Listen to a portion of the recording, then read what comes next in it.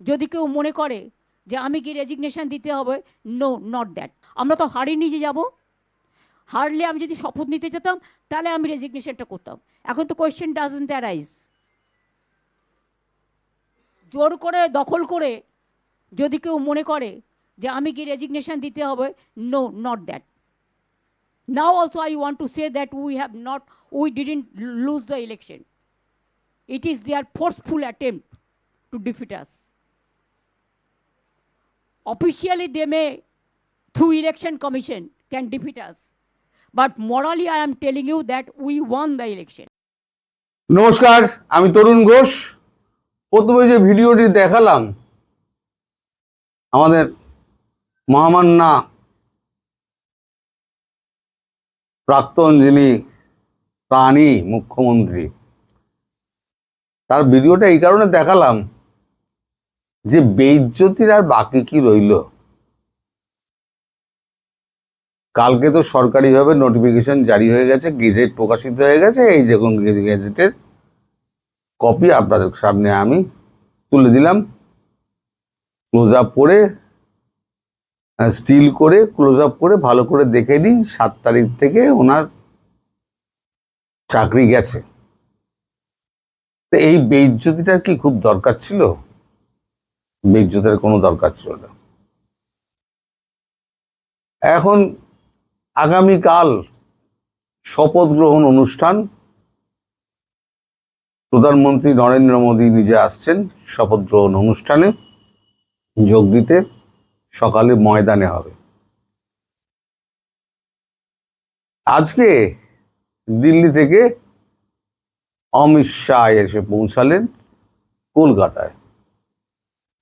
কলকাতায় পৌঁছানোর পর শুভেন্দুর সঙ্গে তার রসায়নের ভিডিওটা একবার দেখুন, তাহলে পরে আপনাদের কাছে অনেক কিছু পরিষ্কার হয়ে যাবে।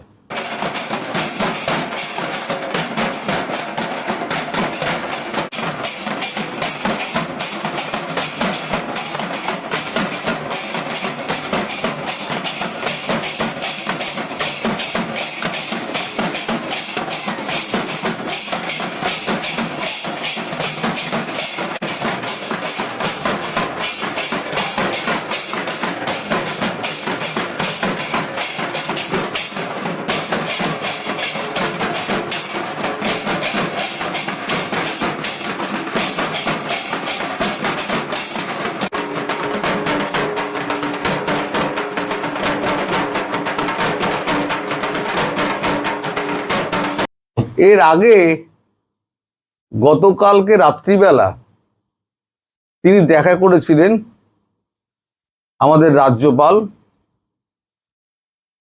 তার সঙ্গে দেখা করে স্তবক বিনিময় হয়েছে এবং শুভেন্দু তাই গীতা দিয়েছেন, শাল উপহার দিয়েছেন, তিনিও শাল উপহার দিয়েছেন এবং সৌজন্য বিনিময় হয়েছে। এগুলো কিন্তু সমস্ত সিগন্যাল যাচ্ছে কে মুখ্যমন্ত্রী হতে পারে। অমিত শাহের পিঠ চাপড়ানি দেখলেন। তারপর এবার একটু ওই ভিডিওটা দেখে নিন যেখানে রাজ্যপালের সঙ্গে উনি দেখা করছেন।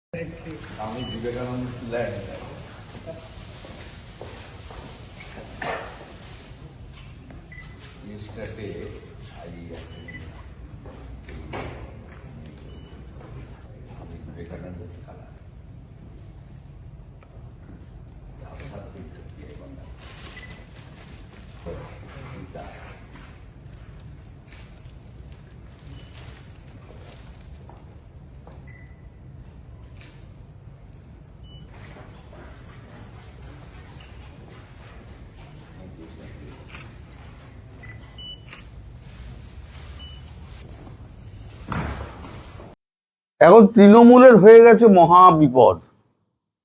যেখানে যাচ্ছে, যে যাচ্ছে শুধু রাস্তায় চোর চোর চোর চোর ধরে উঠছে। পাবলিক জয় শ্রীরাম বলছে, আর রাস্তায় নেতা মন্ত্রী সমর্থক যাকে দেখছে হয় ধরে দুঘা দিচ্ছে, আর না হলে পরে চোর চোর স্লোগান তুলছে। মারধর মারধর, এই মেরে ফেলবো, অমুক করবো, তমুক করবো, হুঙ্কার চিৎকার চলছে। মানে রাস্তায় এবার বেরোনোর মুশকিল, সাধারণ মানুষ থেকে আরম্ভ করে এবং এই অবধি কি বলে মন্ত্রী পর্যন্ত। সাধারণ মানুষ মানে সাধারণ সমর্থক যারা। মহুয়া মৈত্র 3 চুড়েলের 1 চুড়েল, যিনি সারমেয় ভালোবাসেন। আরো একটা ইঙ্গিত দিয়ে দিলাম, তিনি প্লেনে করে দিল্লি থেকে কলকাতা আসছিলেন। একটা ছোট ক্লিপ দেখুন, শুধু চোর চোর শব্দ হচ্ছে, আর লাল গেঞ্জি বা জামা পরা ওই মহিলা, তিনি কোনো রকমে পালাতে পারলে বাঁচেন, এইরকম একটা ভিডিও।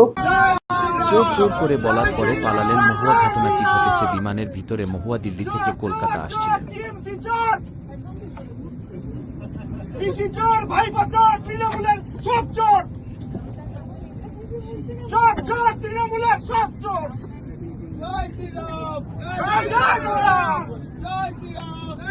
দেখলেন, এখন এই যে ভাইপোর যে বাড়ি 100 না 45 কোটি না 100 কোটি টাকা দিয়ে নানান রকম ফিগার শোনা যায়, বানিয়েছেন। সেই বাড়িটা এখন কলকাতার এখন প্রধান দ্রষ্টব্য স্থান হয়ে গেছে। পাবলিক যাচ্ছে, বাড়ির সামনে তো একদিন তো রাস্তা ফাস্তা সব তো ব্লকেড হয়ে থাকতো, তাদের মুখেই শুনুন। তারা এলাকার লোক, অতিষ্ঠ হয়ে গেছিলেন এলাকার লোক, কেউ কেউ বাইরে থেকে দেখতে আসছেন, আর এলাকার লোক যাতে যত আছে ক্ষোভ উগরে দিচ্ছেন। এই হচ্ছে এদের অবস্থা। এবার এই ভিডিওটি আগে দেখুন।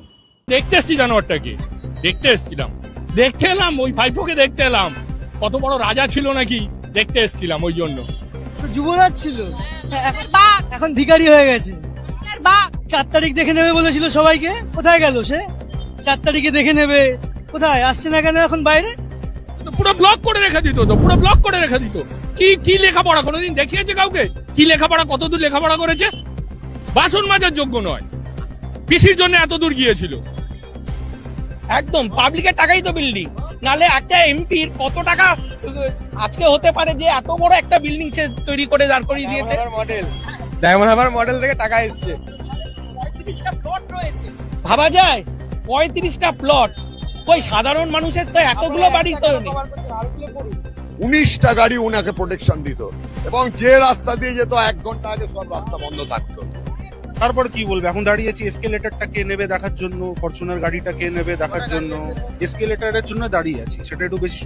শান্তিনিকেতনের সামনে দিয়ে যাওয়াটা হলো ভীষণ একটা অশান্তির ব্যাপার ছিল, কখন রাস্তা বন্ধ করে দেয়। কেন মহারাজ যখন বাড়ি থেকে বেরোন তখন নাকি রাস্তা বন্ধ থাকবে 1/2 ঘন্টা, এবং উনার স্ত্রী যখন এখান থেকে ওপারে ওই মন্দিরে যাবে তার জন্য 20 মিনিট রাস্তা বন্ধ থাকতো অফিস টাইমে। এবং স্কুলের বাচ্চারা যখন বাড়ি যেত তারাও সব ওই গরমের মধ্যেও ঠান্ডার মধ্যেও দাঁড়িয়ে থাকতো।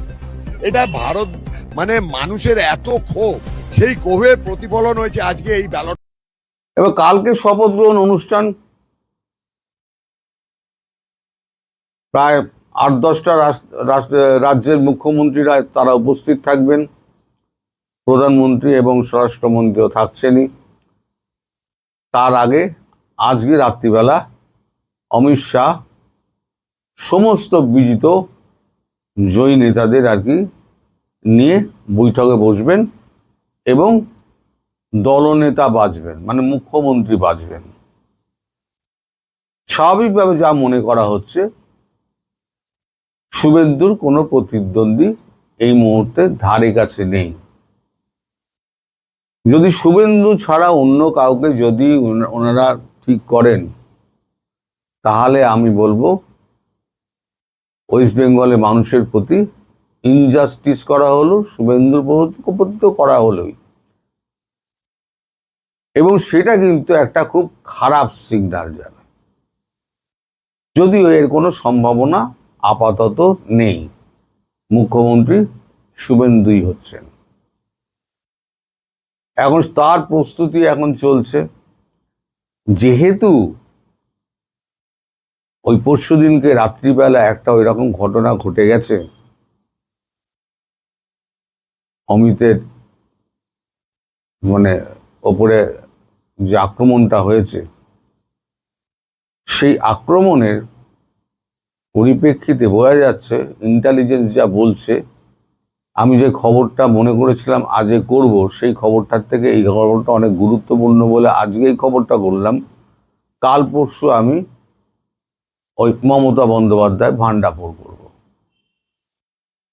বাংলাদেশের সঙ্গে ভারতবর্ষকে মিলানোর যে প্ল্যানটা, এই প্ল্যানের সবটাই কিন্তু তথ্য প্রমাণাদি আমার হাতে আছে। আমি বলেছি না ইউনূসকে কি কেচেছি, আমি মমতা বন্দ্যোপাধ্যায়কে ধোপা কাছা কাচব। এখন কালকের এই শপথ গ্রহণ অনুষ্ঠানটা হয়ে যাক, ভালোই ভালোই সরকারটা গঠন হয়ে যাক, সরকার থিতু হোক, তার আগে উত্তক্ত করে লাভ নেই। ফলে আমি একটু ভিডিওটা একটুখানি করাটা একটু ডেফার করে দিলাম অনেকেরই পরামর্শে। আমাকেও ভিডিও করার আগে অনেকের পরামর্শ নিতে হয়, তা তাদেরই পরামর্শে আমি একটুখানি পিছিয়ে দিলাম, কিন্তু করবো তো বটেই। তথ্য প্রমাণাদি যখন হাতে আছে করবো তো বটেই। তো আপনারা কালকে সবাই শপথ গ্রহণ অনুষ্ঠানটি দেখুন।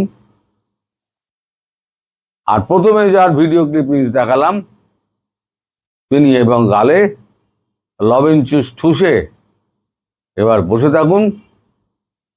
তার আর মেকআপ করার রোজ লোক আর বাড়িতে আসবে না, বাড়ির সামনে সিকিউরিটি কেউ নেই, কাক বারান্দার মধ্যে ঘুরে বেড়াচ্ছে, পায়রা হেগে দিয়ে চলে যাচ্ছে, আম পাতা পড়ে পড়ে উঠোন একেবারে নোংরা হয়ে যাচ্ছে, ঝাড় দেওয়ার লোক নেই।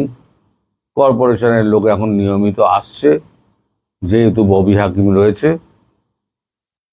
ধীরে ধীরে দেখবেন এগুলো সবই কমে যাবে। তিনি আবার পূর্বের মতো ওই ইটের পাঁজার উপরে বসে বসে আবার বিকেলে চা আর পেছনে পচা খালের গন্ধ উপভোগ করবেন। আপাতত আগামীকাল এই শপথ গ্রহণ অনুষ্ঠানটার জন্য আমরা সবাই অপেক্ষা করছি, আপনারাও অপেক্ষা করুন। সবাই ভালো থাকবেন, সুস্থ থাকবেন এবং সাবধানে থাকবেন। নমস্কার।